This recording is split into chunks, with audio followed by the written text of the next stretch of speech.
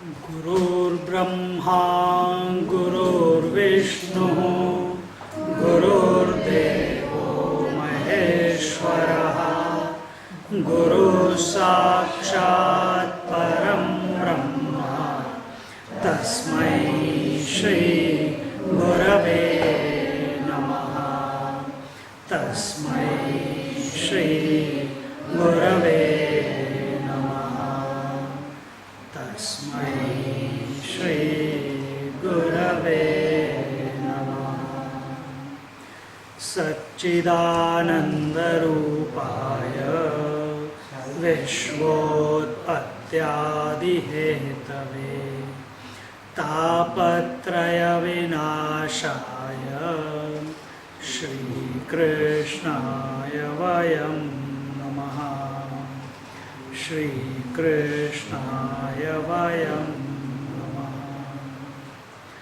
ॐ योऽन्तः प्रविश्य मम वाचमिमां प्रसुप्तां सञ्जीवयत्यखिलशक्तिधरस्वधाम्ना अन्याश्च हस्तचरणश्रवणत्वगादीन् प्राणान्नमो भगवते पुरुषाय तुभ्यं प्राणान्नमो भगवते पुरुषाय तुभ्यं प्राणान्नमो भगवते पुरुषाय तुभ्यम्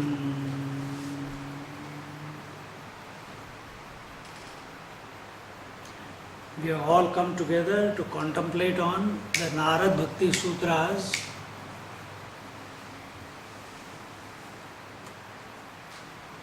Naturally, the Narad Bhakti Sutras, the name itself indicates that these sutras are written or are a composition of sage Narada. And who is this sage? This sage is the sage of all sages. There can be Vashishta, Bhardwaj, Atri, all these are sages. But Narad Muni is greater than him. He was the son of Brahma, the creator, the mind-born son of Brahma. When Brahmaji, the creator, came into existence, from the Puranic point of view, he wanted to serve the Lord. And when you want to serve the Lord, you want to do that by which the Lord gets pleased. You don't serve in order to create disturbance in the one whom you love. You want to serve. You want to make that your father happy, your mother happy. So this Brahmaji also, first he wanted to serve, so he produced 4 children. And they were the Sanat Kumars. But these Sanat Kumars, the moment they were born, immediately they took sannyas. Sannyas meaning they renounced the world. They said, they looked around, they said, because Brahmaji himself is a great devotee of Lord. So that quality has come into the Sanat Kumaras also. And these Sanat Kumaras, his 4 sons, they having that quality, straight away they said, we want to spend the entire life of ours remembering the Lord, and therefore we are not interested for the purpose that which you have given birth to. So parents can give children birth. Parents can think he will become a doctor. I know one person, he gave birth to 2 girls. He is living somewhere, I won't say where. And he started teaching them tennis from the young age. Day in and day out, tennis. And what was the itch behind that? They must have shown some interest. And when I met that fellow a few years ago, he said, "Oh, this person my child has done very well.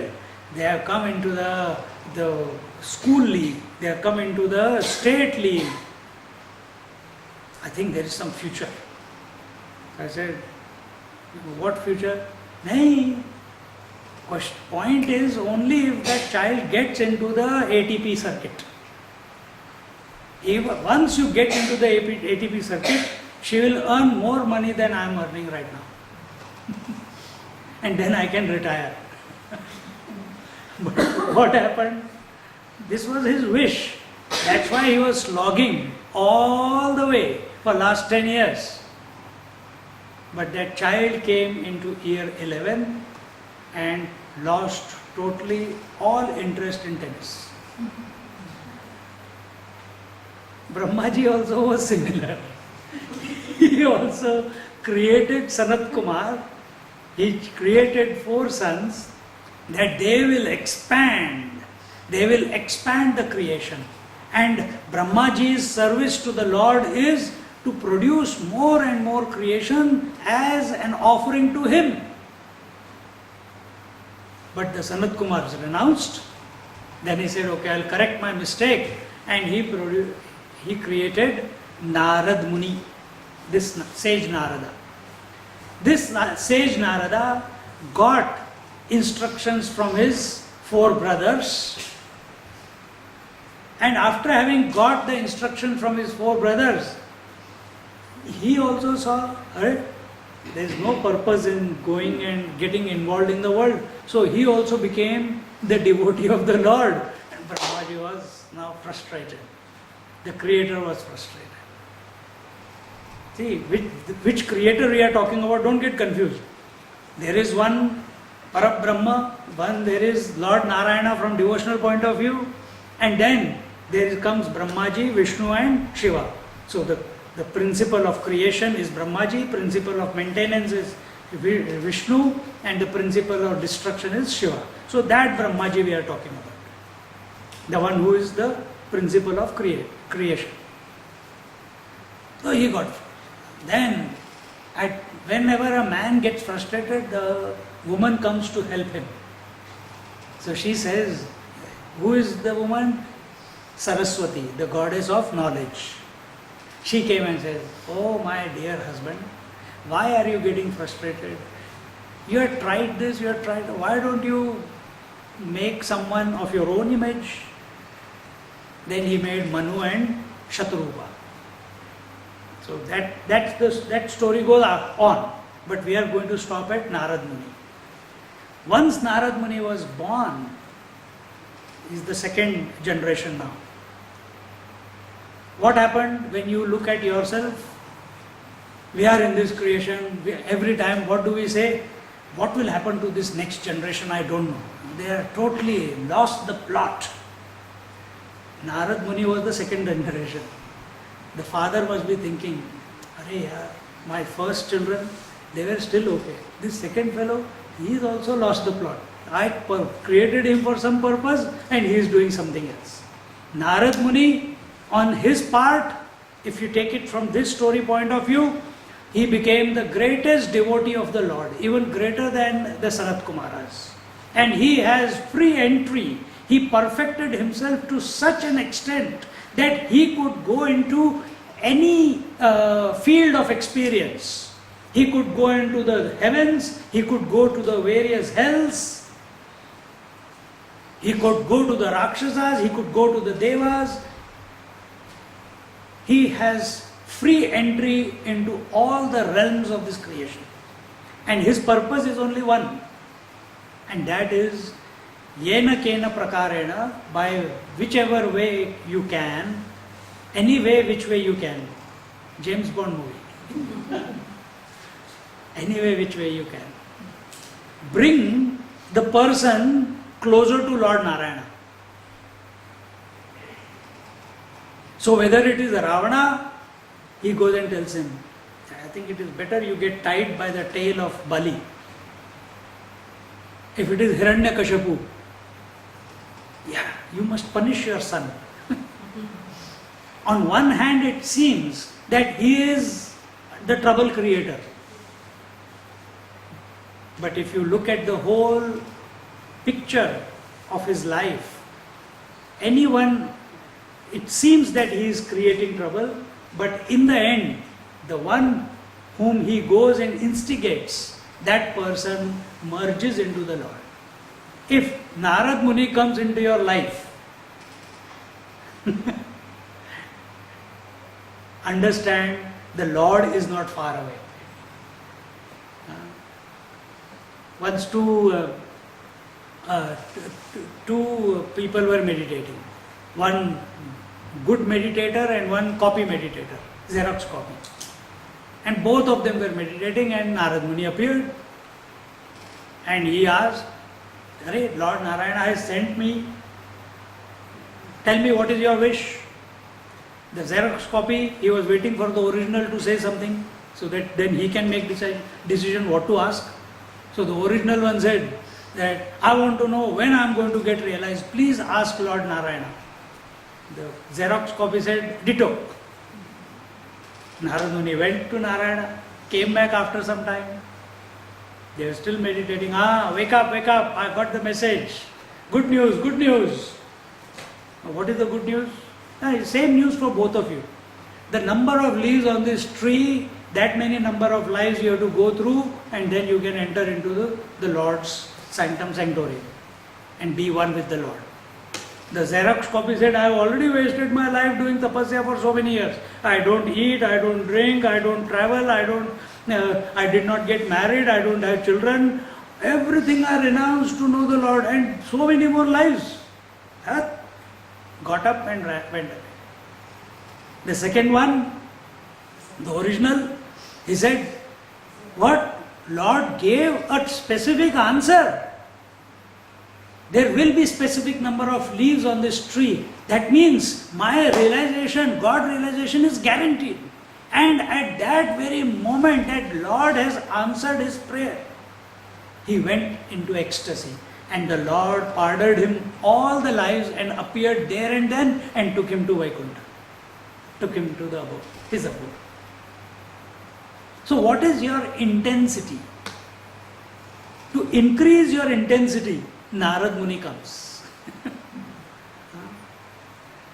These Bhakti Sutras indicate.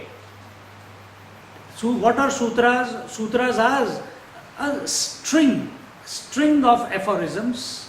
Patanjali Yoga Sutras, Brahma Sutras, Jaimini Sutras, Narad Bhakti Sutras, all of these are sutras. Sutras are potent equations in which it's like a atom bomb.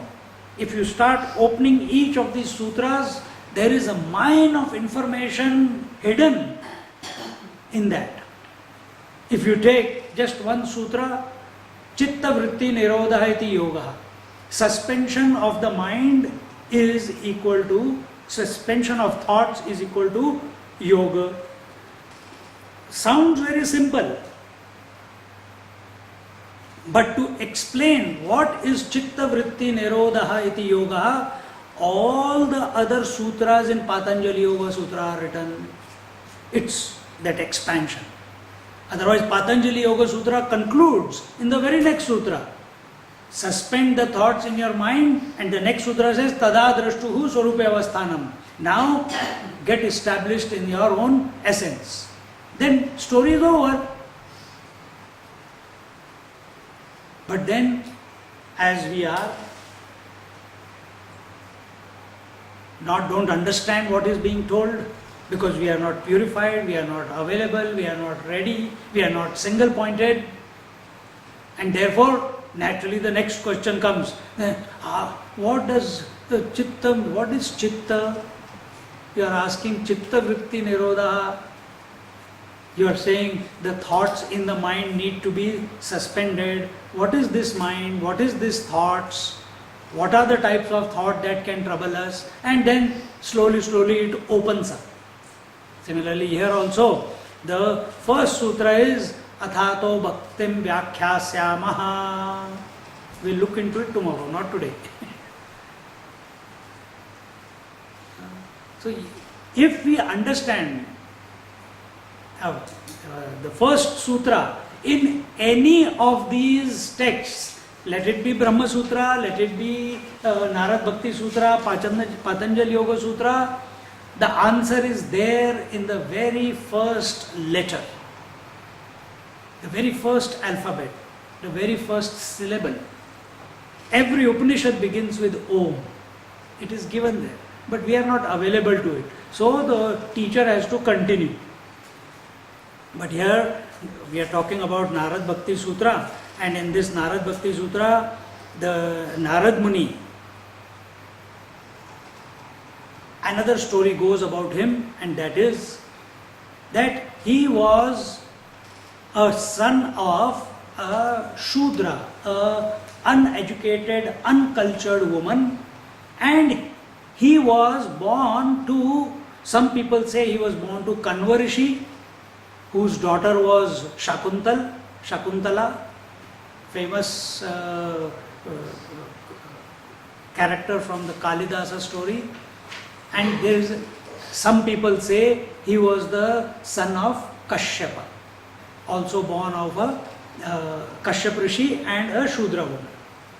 But having been born from a Shudra, he was living with his mother, and many sages and saints used to come and they used to live there. So they used to feed, that was the system that time, and he used to serve all these saints and sages who used to come to their house, and whatever was left over from these saints and sages, he used to eat that only after they have eaten. And as a result of this practice for a few days or few months, whatever the time they stayed there, his mind got purified. And automatically in that purified mind, the devotion to the Lord began. But he was not perfect. And therefore, he said, I want to serve the Lord. And he is the only person who is adept at all the Upavedas. What are the Upavedas? The main Vedas are Rug Veda, Yajur Veda, Sama Veda and Atharva Veda. The Upavedas are the Dhanur Veda, the Ayur Veda, the etymology, Jyotish Vidya, that is the astronomy. Ayurveda is the study of medicine.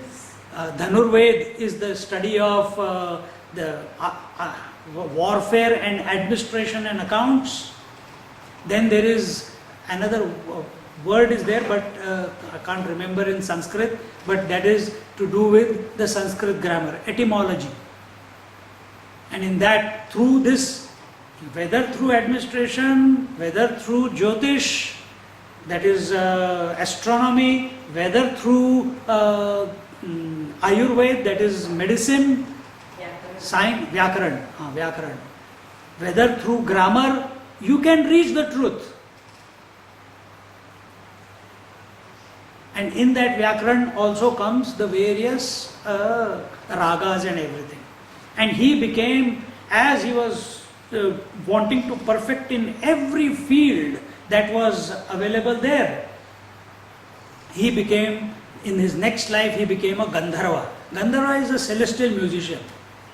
But born as a human, still the desires are there.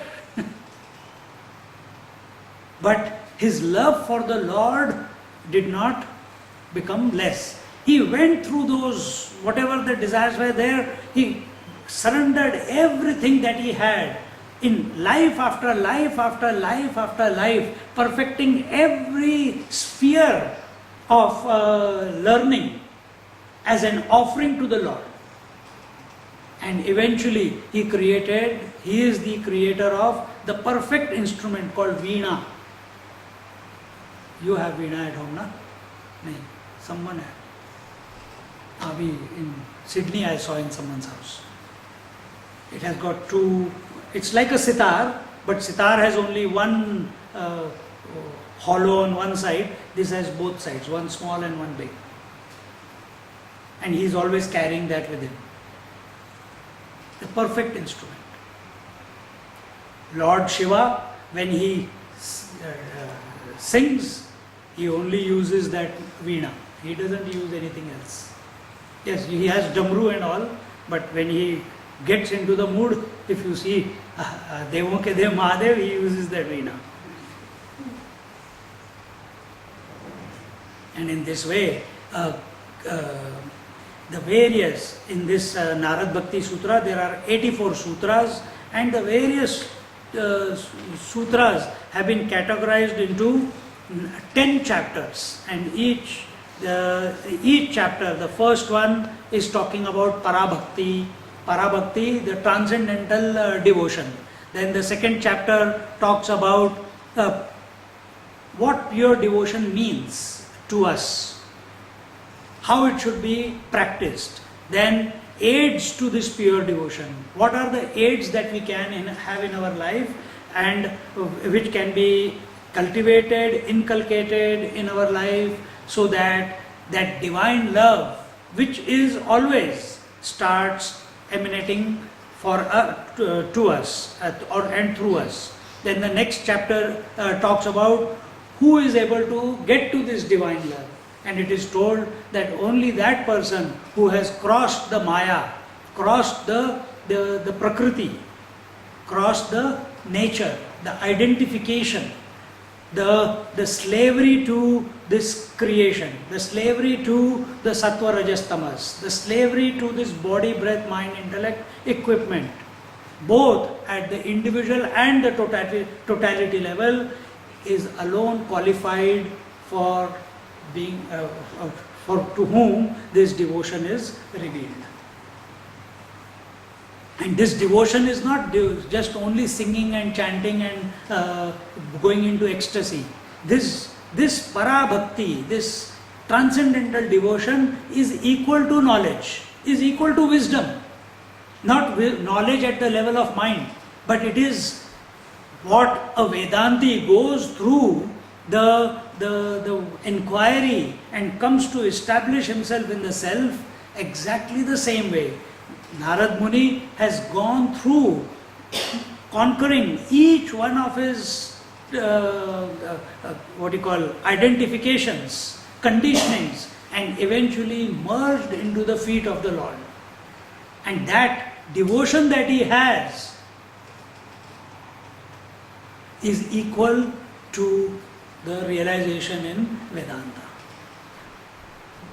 See, in Vedanta we say, once we come to abide in the truth, the creation is no longer.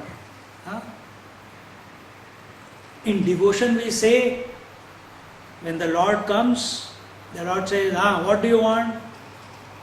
If the Lord has come, you have merged into the Lord, there is no question now. Hanumanji was asked that, tell me, what do you want? You got everything, I am with you. What do you want? What else? Because Lord was concluding his Leela and he was going back to Saket. He was going to take Jala Samadhi in the Saryu river. Hanumanji said, I don't want realization. Please don't give me realization. Then what do you want? Give me a lie, give me Ashirvad, that I may be able to sing your glory life after life after life. As long as this creation is there, let me be there in this creation, but make sure I don't forget you. And that is Hanuman. That is Narad Muni. Yes, there is absolute reality, but this phenomena called creation, this phenomena called life is also expressing. What will you do after you realize? Sit in a cave.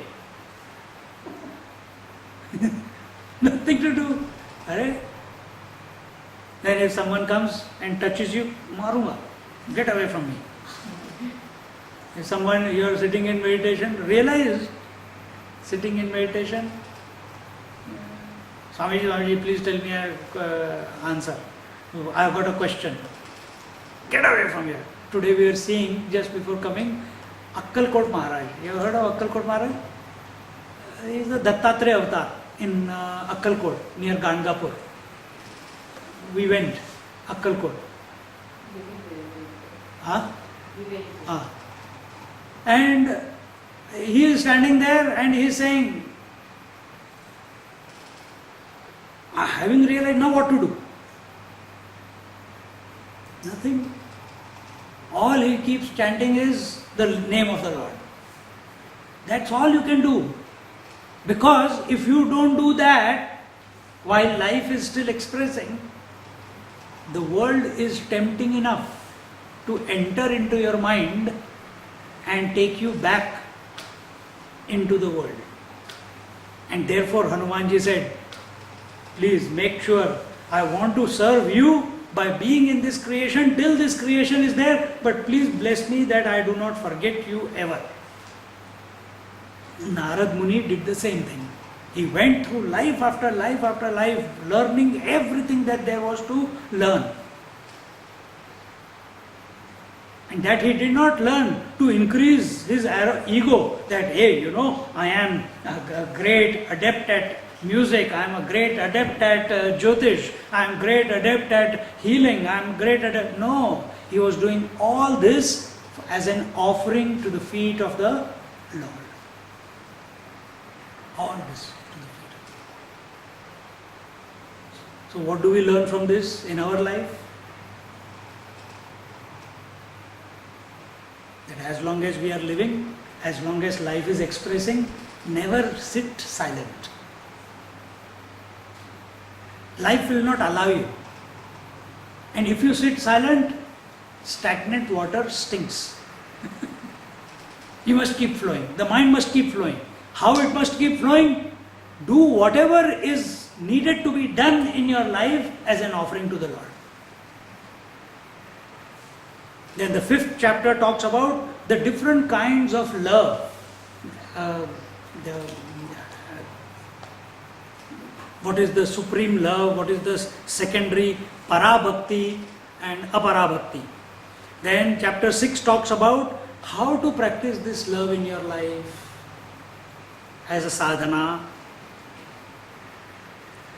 And there it is told that not only it is easy to practice, but also whatever the obstacles that may come on the path of devotion, they are also told in this 6th chapter.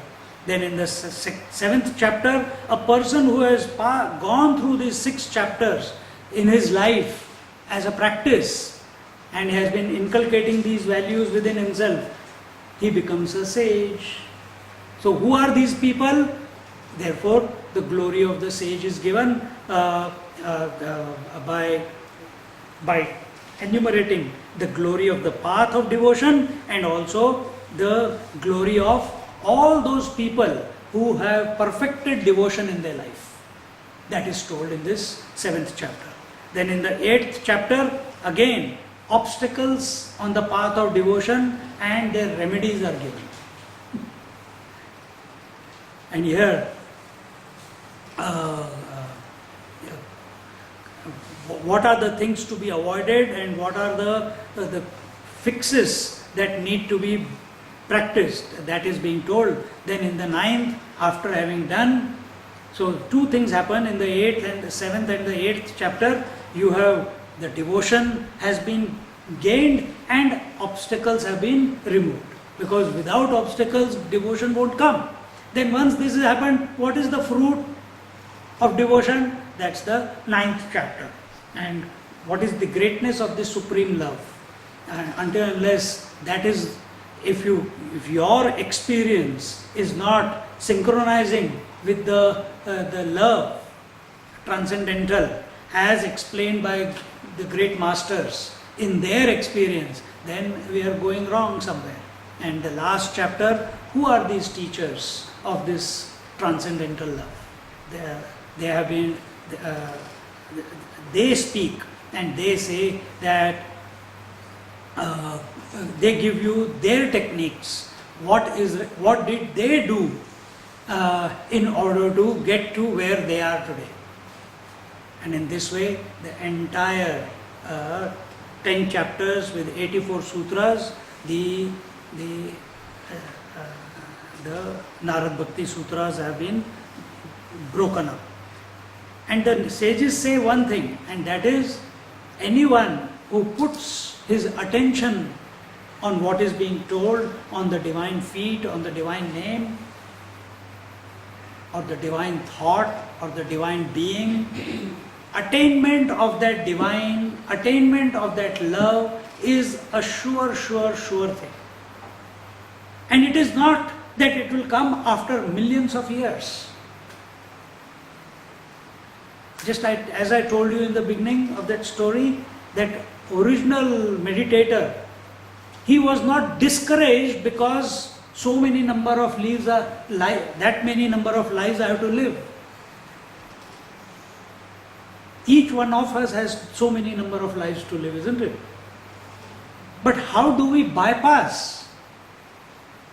By having a mindset that I am ready to go through all of them, but I am going to give it 100% in this life. And do whatever it is required to do, to be done, in order to gain the grace of the Lord. Because this devotee recognizes this grace is always. It's ever present. Only you have to tune in into it. There's one person I know. Nowadays, he is going through a phase. I came back from Sydney last night. Only one thing. Swamiji, no more scriptures from today onwards. I said, this is strange. In Sydney also I talked about this topic. He said, which day? I said, I talked about it on the New Year's Eve, 31st. He said, that's the day that I had this thought. I said, I talked about it on the first of morning also, same topic. He says, that's the day I was thinking. This whole one day I was thinking that the more I study scriptures, the more thoughts I have in my mind. And thoughts cannot take me to the reality. I have to give up. This thought has never come to me, Swamiji. So I took the book, but there was no interest, I left. I thought, I'll take that book. I tried the book, still no interest, left it. And I don't know which day it was, 31st or 1st. He says, he's saying, I was so frustrated, I didn't know what to do. I'm not getting interested. Otherwise, he keeps a book in front of him and keeps reading. He says, I don't know what to do. My mind is not going into the scriptures. And at that time, just not knowing what to do, I just pressed the button on the TV. And guess what was coming on the TV? The moment he pressed it on, the Life of Buddha movie was going on the TV. And he says, it is not a coincidence. I said, no, it is not a coincidence. You needed to see that. And there also, he gives up everything. He says, Lord was talking to me that I must also give up everything. I said, try. If it is meant to happen, it will happen. I am no one to judge whether it will happen to him or not happen to him. But he says, Swamiji, my mind is so with it right now. He has resigned from his job. He is sitting at home, contemplating. And he knows he is just there, at the threshold. Something is missing in the equation. Sometimes he touches it, sometimes the world pulls him back. Sometimes he touches it, sometimes the temptations pull him out. Sometimes he touches it, the hunger calls him out, back into the world. Sometimes he touches it, sleep takes over. He says, Swamiji, but I am there. If I go back to work, that work will enter into my mind and I will forget where I was. I am not going back to work. I had to finish this journey once and for all. I said, good. See, we all say, but are we? He says, I don't care. See, he's thinking, he sent some money to his sick brother. every month something. He says, I don't want to think anymore.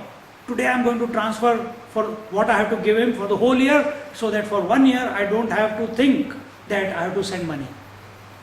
So everything that is on a routine manner comes and disturbs the mind, like hunger, like sleep, like some responsibilities, duties, this, that.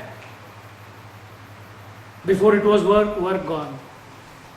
So he is on this bullet train in which everything is getting dropped one by one by one by one by one. And he just wants to get there. Do we have that hunger? Do we have that single pointed purpose in our life? Or, you are taking, it is nice, it was fantastic lecture,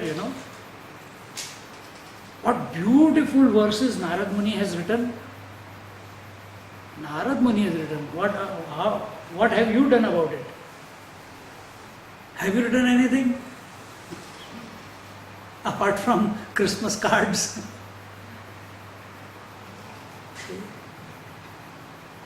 So here, this Narad Muni, as a result, this person is asking me, what happens afterwards? What happens afterwards? After you have become surrendered to the feet of the Lord, once you have come to know who you are, you have got absolute clarity, because only in meditation you can abide. To make it 24 hours state of being, after that what? What will the mind do? What did Narad Muni do after he perfected himself by surrendering himself to the Lord? What did he do afterwards? He spread the word. Huh? He spread the word all over. Exactly. He served the Lord through his expression. What is Lord's expression? The entire creation. And what does Narad Muni do now? Or what any devotee does? Spreads the word of the Lord, kindles the love for the Lord in as many hearts as he can. Whether through lectures, whether through bhajan, whether through kirtan, whether through enquiry. Narad Muni is very good at inquiry. See what he did to Dhruva. That Dhruva came, young boy, 6 years old, leaves the home because his father doesn't keep him on his lap, and his stepmother says, son, if you want to sit on your father's lap, you have to take birth from my womb. And that is not possible in this life. So go and pray to Lord Narayana that next life you should be born through my womb, so that you can come and sit on the lap of your father. He goes back to his mother. Mother says, your stepmother said right. That is the truth. That night this fellow is not able to sleep. 3 o'clock in the morning, he looks at the Surya Devta. He says, Narayan, I have to go to Narayan. Where is Narayan? I don't know. He walks out of the house. 6-year-old boy. Single pointed purpose, I want to meet Narayana and complain to him. Why? Why this injustice to me? And the moment he begins his journey, the moment you drop everything mentally and begin with a single pointed purpose in life towards the Lord, Narad Muni comes and helps you. The first person who came across Dhruva is Narad Muni. He says, son, where are you going? He says, to find Lord Narayana. He says, you know how he looks like? No. You know where he lives? No. You know what you have to do to get him? No. No answers. But this fellow has begun his journey. He says, but if you might get killed if the robbers see that you are wearing all this gold and this is not, then you won't reach Lord Narayana. There and then he drops away all the ornaments. And that Narad Muni then gives him the sannyasi clothes. He says, here, wear this. Go under that tree. Sit there. Then how should I do? Take Om Namo Bhagavate Vasudevaya. Then how do I do it? Then he explains the whole journey. He says, first month, all he tells him is that you take the name. But the greatness of Dhruva, he didn't even know what mantra to chant. If E is equal to mc square is a potent equation out of which an atomic bomb can be created which can destroy so many millions of people and such a large piece of land, imagine how potent the name of the Lord is. It can destroy the whole world without destroying you. Atom bomb destroys you as well as the world. But the name of the Lord destroys the world, but keeps you intact. That will be revealed as a result of purification, as a result of chanting the name. That same Narad Muni who is a eternal brahmachari, meaning he has taken a vow of celibacy, never to get married, goes and helps the Hiranyakashipu's wife, Kayadhu, who was pregnant, and the king of heaven, Indra, was pulling her by her hair and wanted to destroy her fetus. Because the father, the Hiranyakashipu, the Asura, he was meditating on Lord Brahmaji to become immortal. So he got the opportunity, he said, I will destroy his unborn child, then there will be no one there. But Narad Muni comes and saves that pregnant mother. Takes that mother to his ashram. Takes care of her like a mother. In his ashram, the Bhakta Prahlad, the devotee Prahlad, he is born. And while he is in the womb, Narad Muni tells him the story of the Lord. And when that child is born, he gets all the learning from Narad Muni. And what is that learning? Only one. And what is that? Om Namo Narayanaya. And that young boy, again 7-8 years old, is able to challenge his father.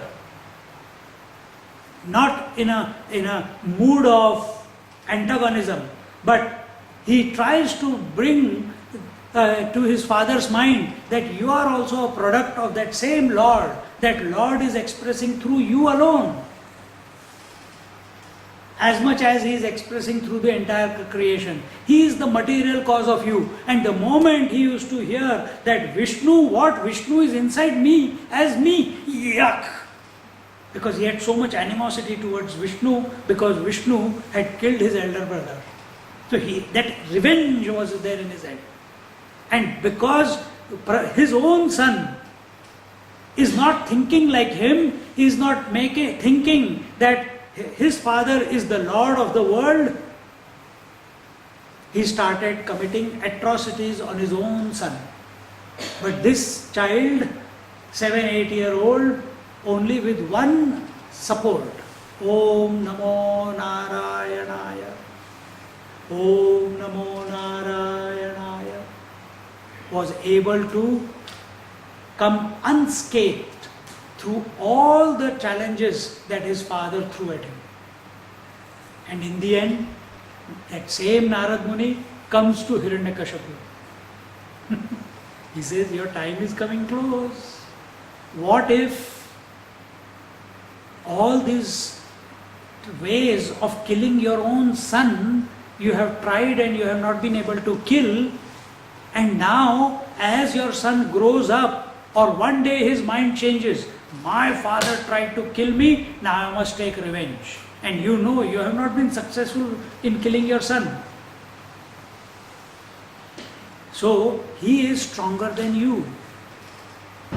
What if he kills you? So before he grows up and becomes more strong, kill him. Narad Muni is telling his father. But in that, from the storyboard, for an ignorant person, he is a troublemaker. But in that was hidden his salvation. And he goes to kill his son. And at that time, in that frustration, he says, "Is your Lord in this inert pillar?" He says, "Yes." And from that, the Lord comes out and makes him one with him. This is Lord Narada. Yena kena prakarena. Any way, which way he can appear as an obstacle, he can appear as a challenge, he can appear as the inner voice, he can appear as a sight, hear, touch, feel, taste, he can appear as the heartbeat, he can appear as a doubt. He will take any form that he wants, but his purpose is only one: to take you towards your own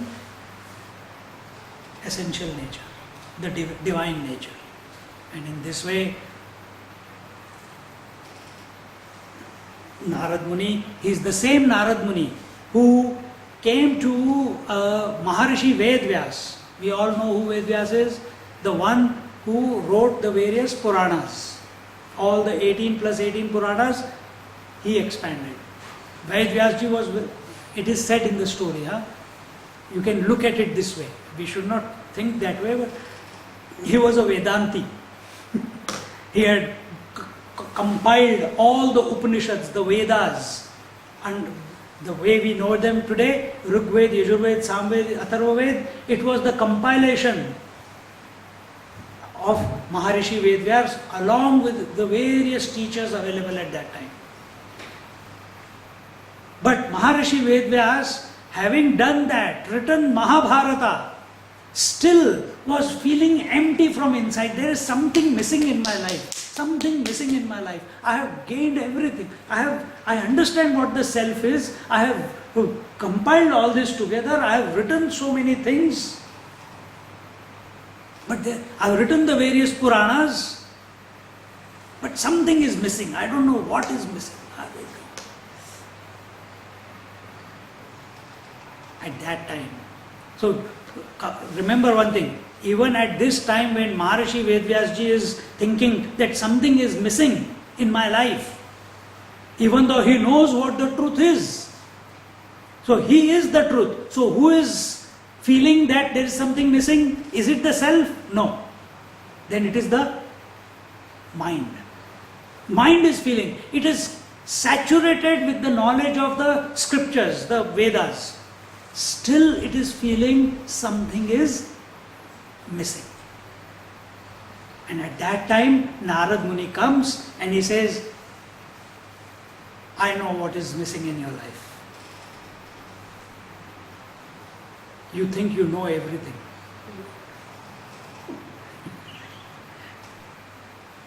You think you know everything. Don't take it wrongly. Maharishi Vedvyas is an incarnation of the Lord.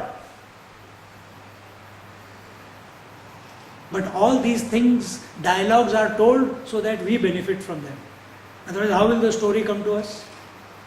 You are arrogant. What is missing is devotion. Have you sung the glory of the Lord? You only talk about self, self, self, Parabrahman, Parabrahman, Brahman, Brahman. Have you sung the glory of the Lord?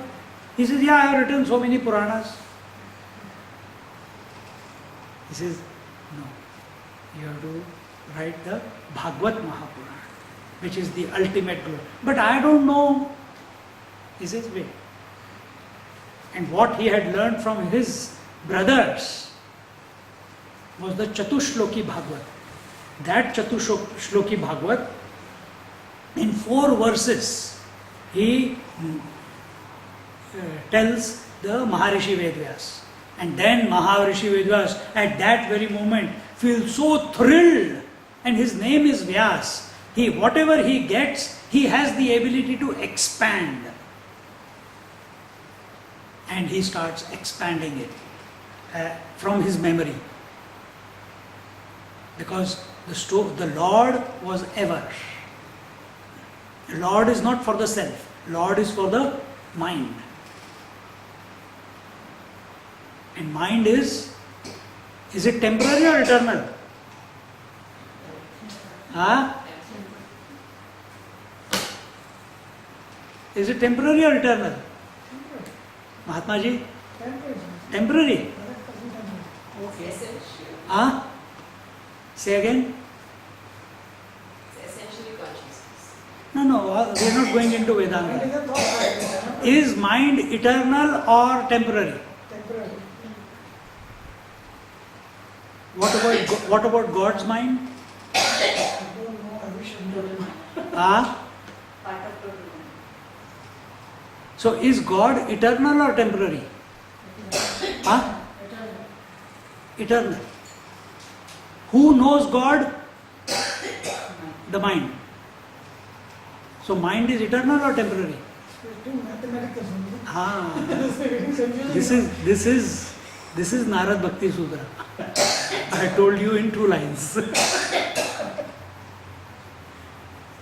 The phenomena of consciousness, the pure consciousness from Vedanta point of view, the pure consciousness expressing as consciousness and matter, Purusha and Prakriti, Ishvara and Maya, is an eternal phenomena.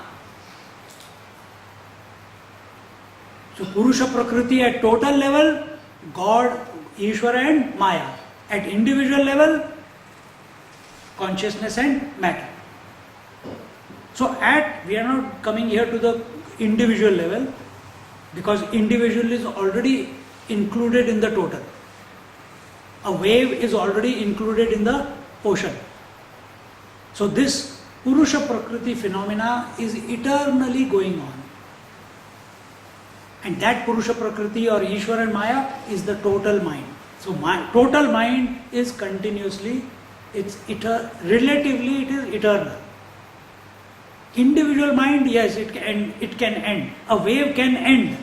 Ocean never ends.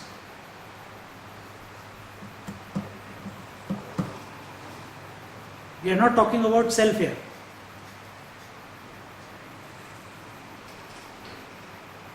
So this Maharishi Vedvyas, from his previous memory, suddenly the moment he heard these 4 verses on devotion, of knowledge, immediately he started and our writing, and we got the Bhagavad Mahapuran, in which the greatness not only of the Lord but also of the devotees of the Lord is there. So he was the instigator. Without him, it would not have happened. And in this way, in all the Puranas, in Mahabharata, in Bhagavad Mahapuran, in Vishnu Puran, in Shiv Puran, in Ling Puran, in Devi Puran, there is, in all the Puranas, this character called Narad Muni, Sage Narada, is the same. In Vishnu Puran, Vishnu is the greatest god and other gods become less. In Devi Puran, Devi is the ultimate, others become less. In Shiva Puran, the Shiva becomes the ultimate, others become less. All the gods change their hierarchy, but Narad Muni remains the same in all the Puranas.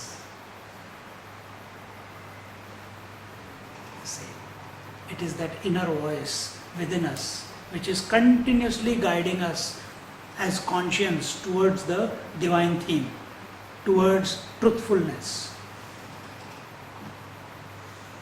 towards our essence, towards salvation. And in this way, these Narad Bhakti Sutras were written many hundreds of years ago. Did Narad Muni write it? We don't know. But in our, as opposed to our Western culture, in Western culture it is very important. Please, you have to give reference. You know, when you do thesis or PhD, you have to write reference. From where did you get it? Who is the author? In Eastern philosophy, author has got no meaning. So many people have written so many verses, and they say Shankara. Which Shankara? The point is, are those verses worthy to be contemplated upon? When in this life, in this creation, devotion must have been there. But it was not formulated as a thought, as a practice. So someone must have done it. And who greater to, what is that word? Dedicated to, but to Narad Muni. So whether he wrote it or he did not write it, that's not the point. We are not here to inquire into that. We are here to inquire into whether these verses are able to take us to devotion or not. That is the point. And if they are doing it, that is our purpose. And therefore, for whatever purpose, we take it to be the sutras are given by our sage Narada, not by anyone else. And in this way, Narad Muni is the greatest champion of devotion ever to have been, is, and always will be, because he is eternal as long as this creation is there. Bolo Narad Bhagwan ki Jai. Om Purnamada Purnamidam Purnat Purnamudachyate Purnasya Purnamadaya Purnameva Vashishyate. Om Shanti Shanti